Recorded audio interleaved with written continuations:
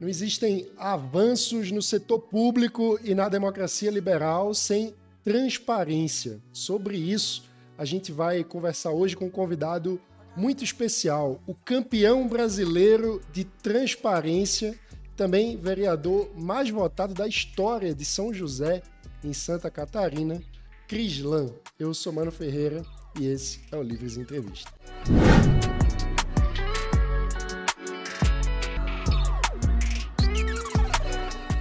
Crislan, antes de mais nada, muito obrigado por reservar um tempinho para conversar com a gente aqui no Livres.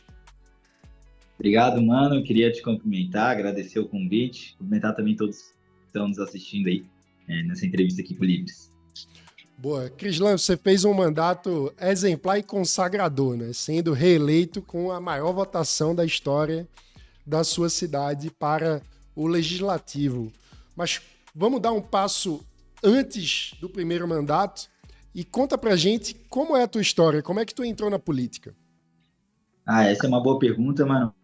Hoje, assim, tudo acredito que tem a ver com a minha caminhada dentro do movimento estudantil, né? Como muitos políticos vêm no movimento estudantil, a maioria acaba seguindo uma ideologia mais à esquerda, eu já fui um pouco mais à direita, vamos dizer assim, e dentro do movimento estudantil comecei como líder de turma, né? Depois fui presidente do centro acadêmico, diretório, fui vice-presidente de uma entidade estadual aqui, a União Catarinense de Estudantes, e cheguei à vice-presidência nacional de estudantes de administração pública. Então, ocupando esses diversos cargos, vivenciei diversas ações, eu percebi ali que poderia, sim, ter um engajamento político. Mas, para mim, mano, assim, não era nem de perto me aproximar com política, até porque nunca tive nenhum parente na política. Aliás, toda a minha família nem em Santa Catarina mora, né? Então, só minha mãe que mora aqui em São José. Eu fui candidato meio que só contando com o apoio da família, só da minha mãe e meus amigos, principalmente, né? Que me ajudaram. E as pessoas que acreditavam no nosso movimento, acreditaram no liberalismo também. E aí, lá em 2020, compraram essa ideia junto comigo. E eu lembro que lá a gente ainda passou diversos desafios, como, por exemplo, a questão do financiamento, né? Eu não tinha dinheiro, não tinha recurso para ser candidato.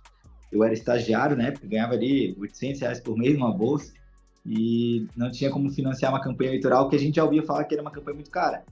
Uma cidade como a nossa aqui em São José, são 275 mil habitantes, ela é grande, tem mais de 40 bairros, então para tu poder ir em todos os bairros e ter uma forte entrada na cidade, precisa de recursos naturalmente, e eu não tinha.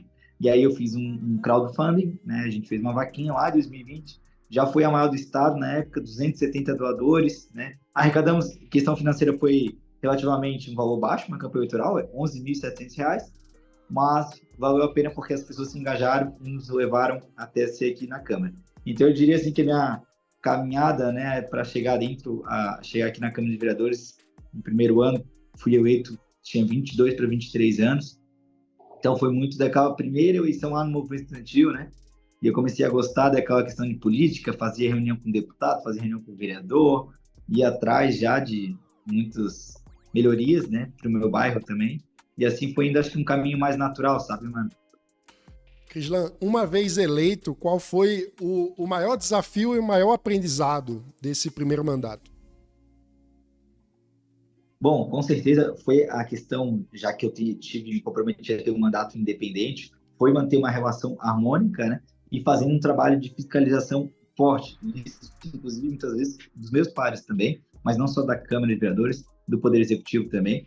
Ao mesmo tempo que a gente, às vezes, tem esse trabalho, que muitas vezes ele traz um pouco mais de resistência, é um pouco mais delicado, a gente tem que ter uma boa relação aqui interna, dentro da Câmara de Vereadores, para poder aprovar os projetos que a gente propõe aqui, participar das comissões, ter um mandato ativo dentro da Câmara de Vereadores. Então, esse desafio de tentar alinhar um trabalho independente, né, sem ser base de governo, ou muitas vezes oposição, mas também um trabalho ativo, né, um mandato ativo e que tenha um resultado, a gente dependeria do apoio dos demais vereadores. Por isso que manter essa relação foi um trabalho que eu precisei de um amadurecimento, que demorou um tempo aqui dentro da Câmara, mas que hoje eu vejo que deu resultado, sabe? E as pessoas perceberam isso também. Então, hoje consigo ter apoio dos vereadores, mantendo a mesma conduta, a mesma atuação, né, de forma fiscalizadora, né? E aí, porque hoje também os vereadores têm um entendimento de como que é o formato do nosso trabalho. E boa parte desse trabalho foi reconhecido como o mandato mais transparente do Brasil.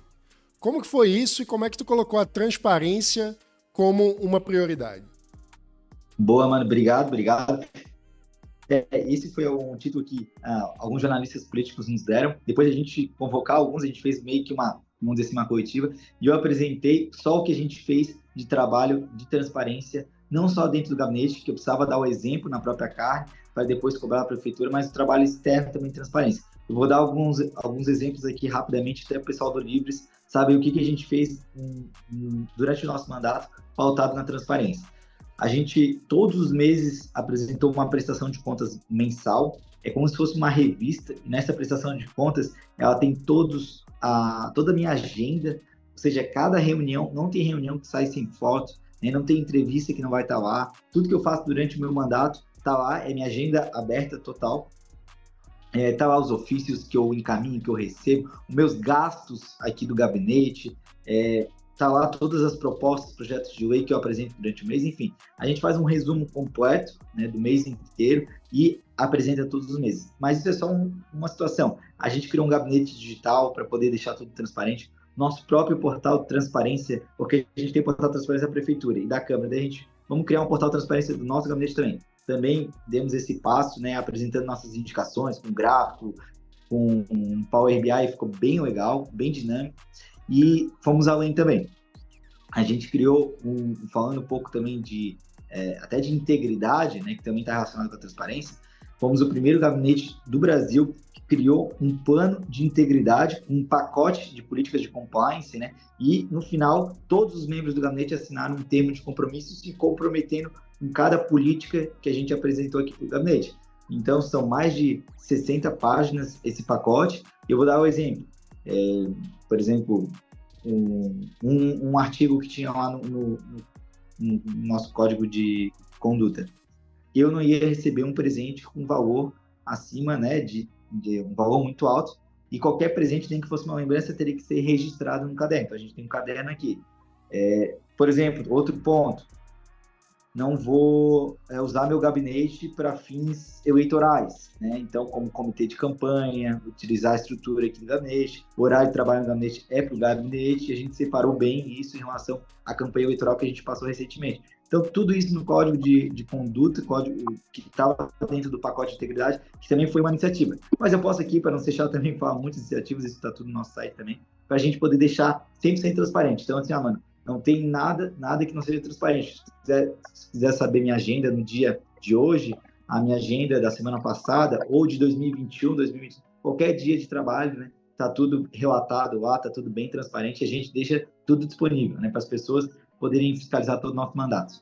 Isso é espetacular, Crislan. Parabéns, assim. É impressionante porque quando a gente fala de normas de conduta para o setor público, parece que é um tabu no Brasil, né? Você dizer que o servidor público precisa, assim como no setor privado tem o compliance, precisa ter algumas normas, não dá para receber presentinho de quem depois vai ser beneficiado por uma lei. Ou seja, tem um papel de prevenção à corrupção usando a transparência como o melhor desinfetante, né? Exatamente. E é justamente nessa linha, assim, mano, de poder dar bastante da integridade e da transparência, porque muitas vezes as pessoas misturam, né, o privado com o público, vamos dizer assim, né, que é o famoso patrimonialismo que a gente vê no Brasil inteiro, né, e é histórico isso, mas é que a gente quis fazer diferente, e essa foi uma das propostas, né, que a gente trouxe aqui para o gabinete e que a gente viu que deu certo, sabe? E eu luto muito pela questão da transparência, porque, queira ou não queira, tem tudo a ver com o combate à corrupção, né? Quanto mais transparência, mais a ideia, né, que a gente possa ter de ter um bom mecanismo de evitar a corrupção. Espetacular. Agora, muita gente diz que transparência não dá voto.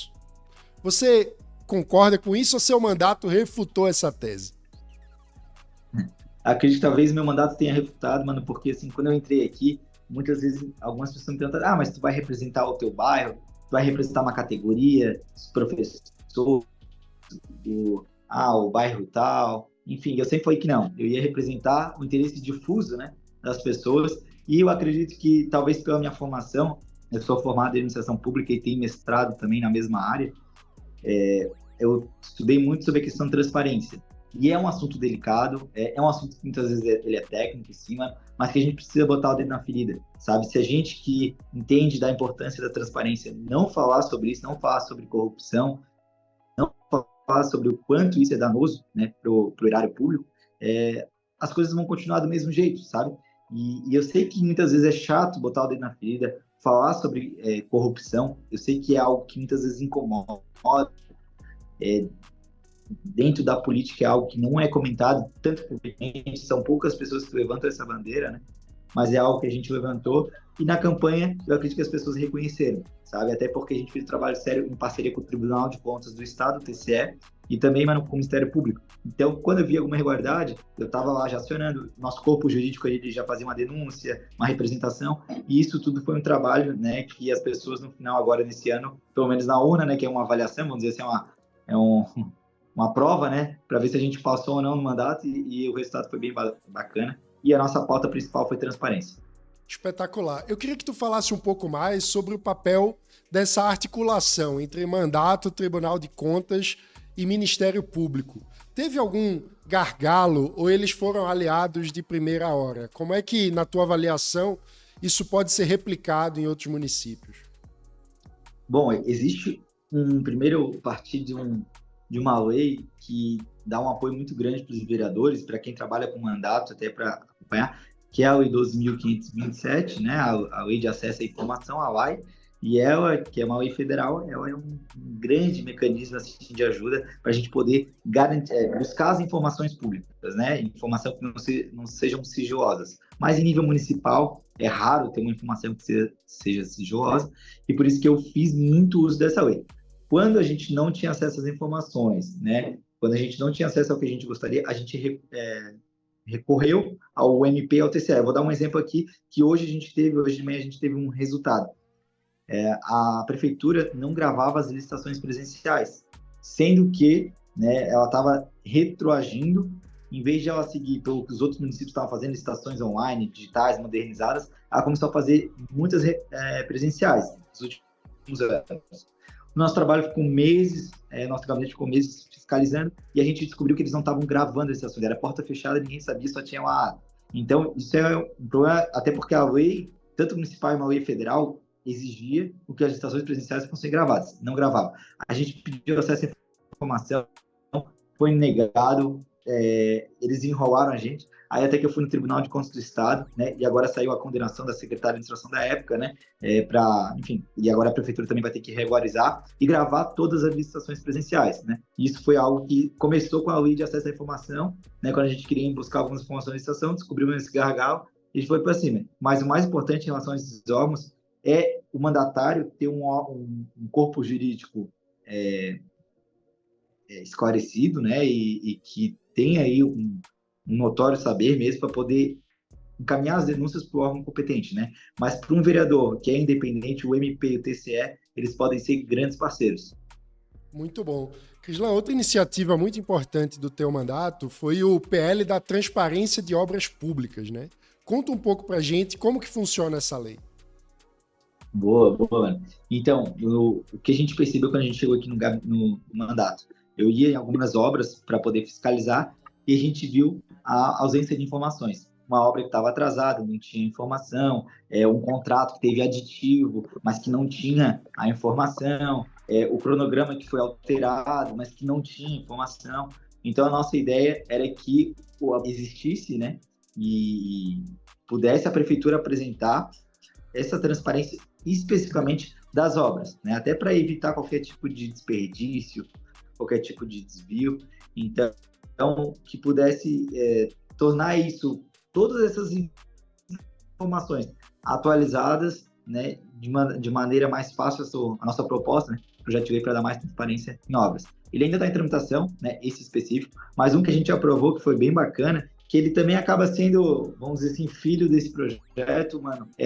Toda agora aquelas placas de publicidade que tem em frente de obra, hoje, se tu vir em São José e visitar alguma obra, tu vai ver que tem um QR Code. Obrigatório ter esse QR Code, porque o cidadão, depois de uma iniciativa do nosso gabinete, ele pode fiscalizar através do seu smartphone, do seu celular, né? Só escanear o QR Code e ele vai ter acesso a todas as informações, né, daquela obra simultaneamente e atualizada no portal Transparência.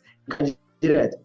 Isso foi uma iniciativa do nosso gabinete, né? Foi, se eu não me engano, o primeiro, até porque a gente montou essa lei dentro do nosso gabinete, e a gente conseguiu aprovar, e até agora outros vereadores já aprovaram nas suas cidades também. E a ideia é essa, que possa facilitar a fiscalização por parte da sociedade civil, e justamente algo que a gente sofria, né? Quando eu ia fiscalizar, eu olhava aquela placa, estava toda desatualizada, não sabia qual era o contrato, a gente demorava horas para achar no portal de transparência, agora com o QR Code é automático. Abre o celular, vai direto para o contrato.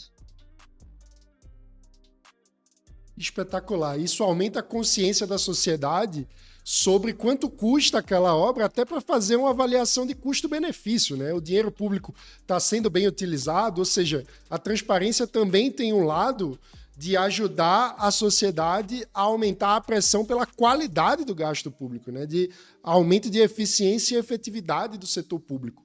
Como que tu sente a reação da sociedade aí em São José nesse sentido? A cobrança da população por melhores serviços públicos aumentou? Bom, mano, a gente tem alguns órgãos que fazem um bom papel de controle social e eu incentivo muito isso. Como o Observatório Social, né, que é conhecido no Brasil, algumas cidades já têm Observatório Social, e é muito legal, que são voluntários que fiscalizam, e durante o mandato, em alguns momentos, eles nos ajudaram, foram grandes parceiros, até na hora da fiscalização, de entrar com alguma denúncia. Temos a Associação Empresarial, né, que como muitas vezes é um órgão que acaba reunindo os grandes empresários da cidade, que é muitas vezes quem paga imposto, quem mantém a máquina pública, né? Eles querem ver bem o dinheiro ser bem aplicado, então também ajudam nesse papel de controle social. E outros órgãos, né, que são da sociedade civil, ajudam. Eu tenho incentivado muito isso, né? E é um trabalho de educação política, eu me inspirei muito no Politize, a tentar atrair principalmente jovens, né, para dentro da Câmara de Vereadores. A gente tem um programa chamado Aprendiz do Legislativo, que é para incentivar também essa nova geração, essa garotada que está saindo da escola, está entrando na universidade, para eles poderem aprender sobre fiscalização, aprender um pouco mais sobre o Poder Legislativo, Poder Executivo, Judiciário. A gente faz meio que durante um semestre inteiro, dura 6 meses o nosso curso, para diversos jovens. Ele aprende do básico, assim, a história da cidade, como é que se formou São José, e vai avançando sobre o Poder Legislativo, sobre orçamento público, fiscalização, até no final tem uma formatura. Então, isso também é algo que a gente tem um braço, assim, pensando nessa questão do controle social. Claro que ainda é pouco, tem muito a se fazer, mas a gente tem que ir plantando as sementinhas onde a gente pode, né, mano? Espetacular. Uma espécie de programa de trainee, né? A pessoa sai sabendo como funciona o poder legislativo por dentro. Isso é espetacular. E faz parte do nosso caderno de boas práticas para ser replicado em outras cidades brasileiras. Crislan, agora eu queria saber, no dia da eleição, como foi quando as urnas abriram e você constatou não apenas que era o mais votado daquela eleição, mas o mais votado da história de São José? Você já esperava por isso ou foi surpreendente? Boa pergunta, mano. E aí eu vou abrir o jogo entre a gente aqui, né? Eu ultrapassei a marca que era de 2008, né? 3.954 votos, e a gente ultrapassou depois de 18 anos, né? 16 anos, desculpa, a gente ultrapassou bem, foi mais de 1.000 votos de diferença, e faltou um voto aí para 5.000, né? E aí, mano, a gente fez um planejamento, né, que foi justamente de 5.000 votos, erramos por um voto, foi por pouco, mas quando a gente se planejou, né, organizou toda a campanha eleitoral, a gente queria chegar nas pessoas de forma eficiente, leve, né, não prometendo nada que não tivesse nosso alcance, sim de manter a conduta do nosso mandato como vereador. E a gente, conversando com as pessoas, a gente já começou a ver um bom feedback nas ruas no início da campanha. Eu fiz uma campanha barata. A nossa vaquinha, mano, foi a maior vaquinha do sul do Brasil, então para mim foi bem importante. E assim, foram mais de 300 doadores, arrecadando R$38 mil. Então, foi um número expressivo de pessoas nos ajudando, cada um pouquinho. E esse é o estilo de uma vaquinha mesmo, era isso que eu queria, que as pessoas não queriam um grande doador, até porque a vaquinha representou mais de 60% do financiamento da minha campanha. Então, demonstra o quanto que eu valorizo até as pequenas doações para as pessoas se engajarem, né? E aí foi isso também que nos ajudou a fazer uma campanha legal, leve, que era o principal. E aí no dia da 6 de outubro a gente teve esse reconhecimento aqui em São José. Inclusive, aproveitar para convidar vocês aí quando estiverem passando, o Magno teve aqui também, o Rafa, né? Agora foi começo do ano, primeiro semestre, então vocês também estão convidados para vir aqui em São José visitar nosso gabinete, dar uma volta aqui para a cidade. Com certeza vai ser um prazer muito grande. Ô, Crislan, quando tu fala em fazer uma campanha leve, o que isso quer dizer na prática? E aí pensando num estímulo para outros liberais pensarem num estilo de campanha. O que é uma campanha leve?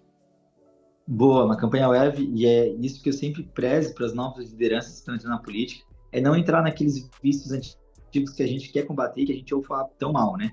Que é muitas vezes trocar o voto por um benefício pessoal, interesse pessoal. Então, seja às vezes uma cesta básica, seja, enfim, qualquer algo que tenha um direcionamento pessoal e não coletivo, né? Em troca de apoio político. Pode ter certeza que se tu fizer isso uma vez, mano, tu vai se tornar refém dessa política durante o mandato, né, e durante a próxima campanha eleitoral, por aí vai. Então tem que seguir critérios, regras, assim, e tentar evitar ao máximo esse tipo de conduta para poder ter um mandato leve também, além da campanha, um mandato leve e não ficar devendo nada a ninguém, porque eu garanto, eu já vi isso de outros políticos, aqueles que chegam aqui com muitos compromissos, eles não têm um mandato que é deles, que é de autoria deles, mas sim as outras pessoas pautam porque eles ficam devendo muito durante a campanha eleitoral. Compromisso de cargo também, de emprego para algumas pessoas, né? E isso é muito ruim, né? Porque por causa de uma eleição para se manter no poder, faz esse tipo de conchavo. Então a melhor coisa é ir de forma leve mesmo, sabe? Dá para fazer uma campanha barata quando você tem ideias, né? Então, como é o caso de quem acompanha a gente aqui no Livros, sei que tem ideias claras, projetos bons também, né? Tem um caderno de políticas públicas, inclusive está aqui do meu lado, aqui do gabinete, e esse caderno, ele também tem propostas. Então, trabalhar em cima disso, né, de forma ideológica também, apresentar, e tem muita gente que vai comprar a ideia e vai fazer campanha sem interesse pessoal, e sim por interesse na cidade, né? Espetacular, é inspirador ouvir o teu relato que vem com a autoridade de quem é o mais votado da história do município. E tu frisou muito a importância do planejamento para o teu mandato. E o que é que está planejado para esse novo mandato? O que é que a gente pode esperar desse segundo mandato? Uma boa pergunta, mano. E na primeira eleição, vale eu compartilhar e até deixar como uma sugestão de iniciativa para os demais, quando forem candidatos, eu fiz um plano de mandato. Nesse plano de mandato eu botei todos os princípios, os valores que teriam no mandato, os compromissos. Então, por exemplo, um compromisso estava lá, votar sempre contra o aumento de impostos, reduzir os custos do meu gabinete. Sim, foram alguns compromissos e descrevi várias propostas que só dependeria de mim para sair do papel. Então, tudo que eu vi, assim, isso aqui depende de mais pessoas. Eu não vou colocar no plano de mandato. Então, eu fiz isso no primeiro mandato, em 2 anos eu consegui cumprir 100%. E agora, para essa campanha, eu fiz o plano de mandato 2.0, com propostas, compromissos também, novas propostas, e que depende só de mim, né, poder aplicar e tirar do papel. Ele está disponível, ele é bem complexo, mas vou te dar algum exemplo. Aqui na Grande Florianópolis, a gente passa por uma dificuldade muito forte de mobilidade urbana, que é natural esse problema das grandes metrópoles, né? Essa aqui não é uma grande metrópole, mas já tem hoje mais de 1.200.000 habitantes a região, e a mobilidade urbana está sendo pesada, está sofrendo. O que eu coloquei no meu plano de mandato? Eu vou criar uma frente agora parlamentar mista da Grande Florianópolis, né? E essa ideia da frente parlamentar é pressionar o governo do estado, que prometeu fazer um transporte integrado para as cidades, já que elas são todas conurbadas e elas dependem muito entre si, as cidades, elas são bem próximas uma da outra também, e as pessoas se deslocam muito, tem essa mobilidade mesmo de uma cidade para outra, e tem que às vezes pagar 2 passagens, 3 passagens, né, dependendo para onde vai. E é isso que a gente quer evitar, e a gente propôs aí a criação dessa frente, né, que é mais uma iniciativa para a gente poder, como é que eu posso falar, cobrar o governo. Mas isso seguindo, né, a nossa cartilha, né, as nossas propostas aí do plano de mandato 2.0 que eu chamei. Espetacular. Crislan, parabéns por tantas boas iniciativas, por ser um exemplo inspirador de que é possível fazer política de qualidade representando os ideais liberais, sem práticas velhas e patrimonialistas que tanto atrasam o nosso Brasil. Já te agradecendo, queria também que você convocasse o pessoal. Quem deseja conhecer em mais detalhes como é que acessa o teu site e o que é que tem disponível lá para a pessoa conhecer em detalhes o teu trabalho. Muito obrigado. Mano, obrigado. Eu que agradeço. Te acompanho já há um tempinho também. Gosto muito do Movimento Livre. Estive aí na Casa Livres visitando. Foi o comecinho de ano, agora ali por abril. E o meu recado, assim, que eu gostaria de deixar é que, né, olhando toda a questão política eleitoral, a gente precisa realmente de pessoas, né, que possam entrar para fazer diferente realmente, sabe? E eu acredito que o Livres pode ser uma ferramenta, né, inclusive um think tank aí de política pública mesmo, pode ser um trabalho de orientação para essas pessoas novas, né, que desejam seguir uma carreira pública, e às vezes uma carreira pública não precisa nem ser só necessariamente sendo candidato, né, mas sim trabalhando nos bastidores. A gente tem muita gente do movimento, que eu sei, que trabalha com uma assessoria parlamentar, trabalha em secretarias, trabalha com políticas públicas diretamente, e isso é muito bacana, sabe? E a gente precisa sempre ter esse forte esse alinhamento que eu acho que Livres pode fazer, que é esse alinhamento geral de diretrizes, quando tem algum tema mais nacional, trazer um parecer mais técnico, né, de algum posicionamento, e isso é muito bacana, sabe? Então, eu queria, mais uma vez, agradecer todo o apoio, o carinho do Livres. O meu site é o crisama.com.br, ali tem todas as informações. A gente fez um site bem dinâmico, a gente revitalizou ele ano passado, e ficou muito bacana o site, assim. Então, como meu nome é meio estranho, mano, então é fácil de achar, é crisama.com.br, assim como o meu Instagram também, é só Crisama. Então, convido aí quem quiser dar uma olhadinha lá, e se quiser mandar uma mensagem também no Instagram lá, depois eu sempre respondo, não deixo ninguém sem resposta. E aí, se eu puder ajudar também pessoas, né, do nosso movimento, queiram ir para a carreira pública, estou sempre à disposição. Mas obrigado mais uma vez, obrigado por todo o suporte aí, mano. Espetacular. A gente que agradece em nome da liberdade no Brasil. Muito obrigado, parabéns pelo trabalho. E se você que está acompanhando esse vídeo ou ouvindo pelo podcast gostou da conversa, não esqueça de se inscrever no canal, deixar o seu like, compartilhar entre os amigos e se tornar um associado do Livres lá no nosso site eusolivres.org/participe. Você consegue ajudar a gente a manter o nosso trabalho e ter acesso a uma rede de troca de experiência e informação para qualificar a defesa da liberdade no Brasil, como faz o Crislam. Muito obrigado e até a próxima.